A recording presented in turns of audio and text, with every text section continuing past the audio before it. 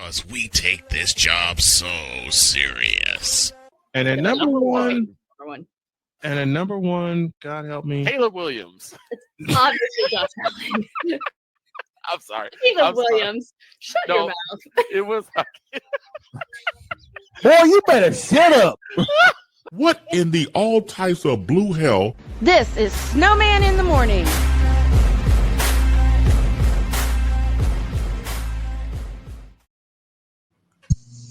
she will join us later.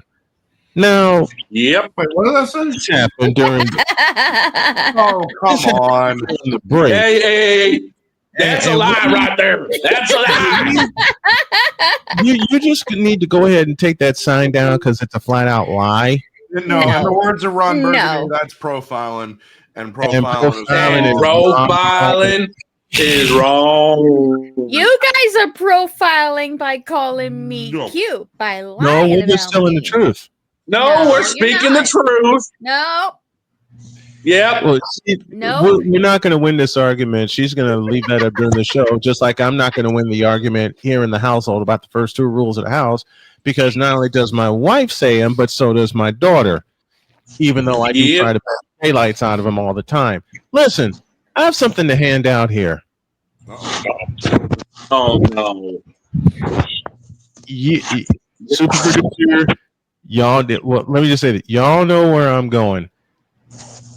I didn't have to do this on a Friday, but considering what happened earlier in the week, I must. It.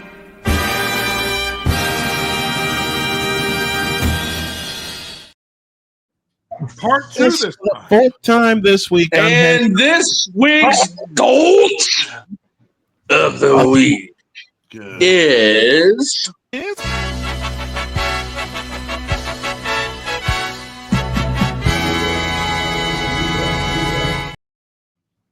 the New York Yankees. Yes! Why? What Now, happened? Now, give me this doggone camera. Oh, boy. The New York Yankees. Y'all got smoked. You got trashed. You got ripped to shreds. You have 4 innings of a possible 36 to do something. 4. In 4 innings, you did something, and it gave you game 3. Then in game 4, you got kicked in the head and told, hit the road, Jack, and don't you come back no more. The Yankees organization has a lot of questions to answer, but I can solve the Yankees' problems with one word: pitching. You're not wrong. Let me say that again. I can solve the Yankees' problems. Now, granted, they were without a couple of their big arms, Garrett Cole being one of them, who's down with Tommy John surgery, and I don't think he's going to pitch next year. But I can solve the Yankees' problems with one word: pitch and ing. In other words, when it came to the division series, when you're facing the number 1 seed in the American League, a team that you chased down, caught, but still lost to because Toronto won the last 4 games of the year against Tampa Bay, you weren't going to compete. And the one swing that told me the series was over, even though it was extended, 4 words for you. 5, actually. Vladdy Guerrero Jr.'s Grand Slam. That put a hole in one of the ribbon boards at Skydome. That put a hole in the Yankees' chances.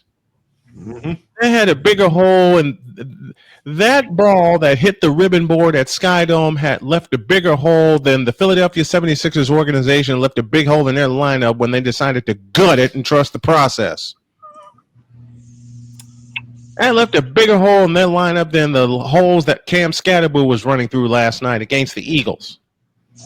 Mm-hmm. That ball left a bigger hole than what V. Shoujo had in their bank account. That thing left That thing left a bigger hole than Niji Sanji has for a brain. How about that? Oh my God. That thing left a bigger hole than what happened in the 11th inning last night at Chavez Ravine. And the Phillies were I'll get to the Phillies later. And the Phillies were the number 2 seed in the National League, and they got slapped. The same way the New York Yankees got slapped in 4 games.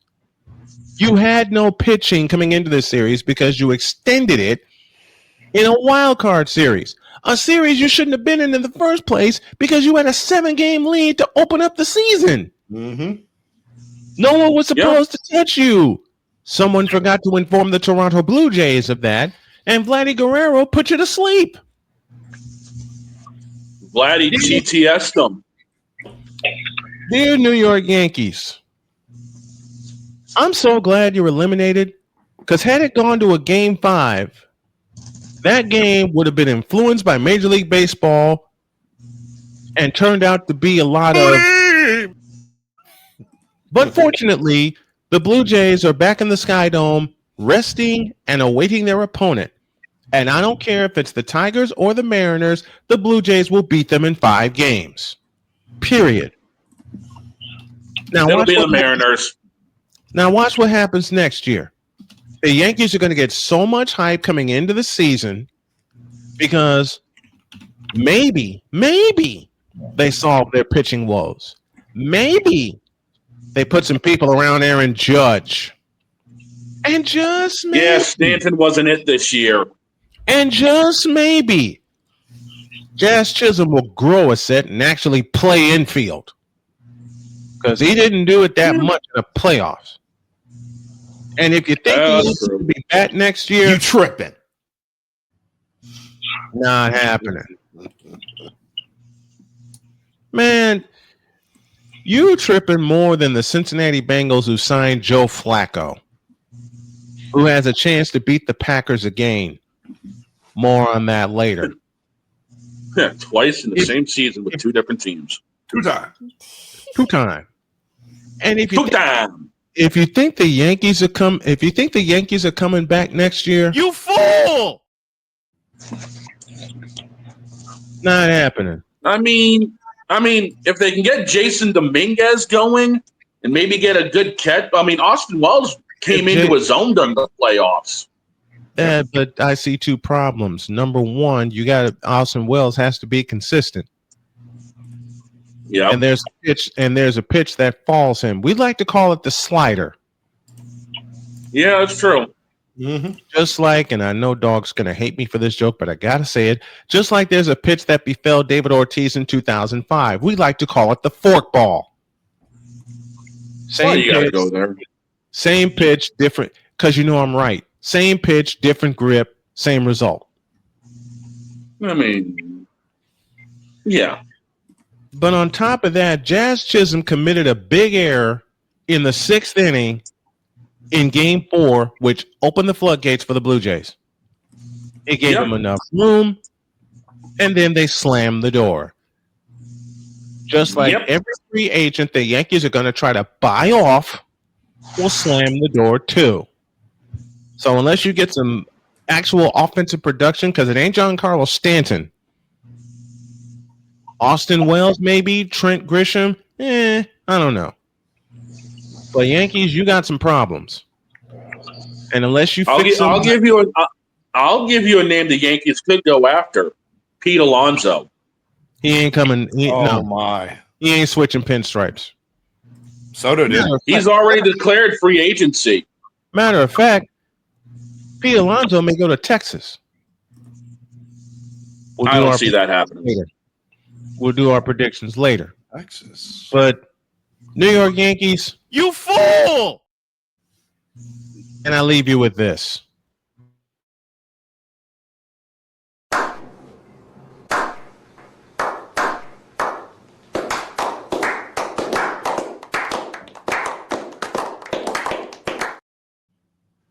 I'll leave you with this. And now a selection from the Wonder Bread Choir entitled "Duh, Yankees Lose."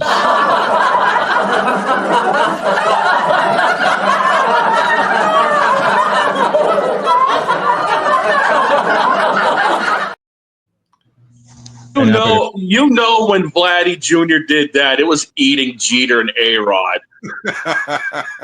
And it's going to continue to until they solve the problem. You realize since they opened the new house, they only have one World Series win? Just one. One. Red Sox have more. Suck on that, New York. Yeah. In a better ballpark. I have yet to see the new house inside and out, but I've been to the press box at Fenway. I've been to the press box at U.S. Cellular Field. I'll take those over the new house any day. Unless I get a chance to finally meet in person one of my dearest friends who is the radio voice of the Yankees, the one and only Dave Sims. And I plan to do that next year. Now get out of my face, you thirsty. Just hey, that's supposed to be for Wednesday.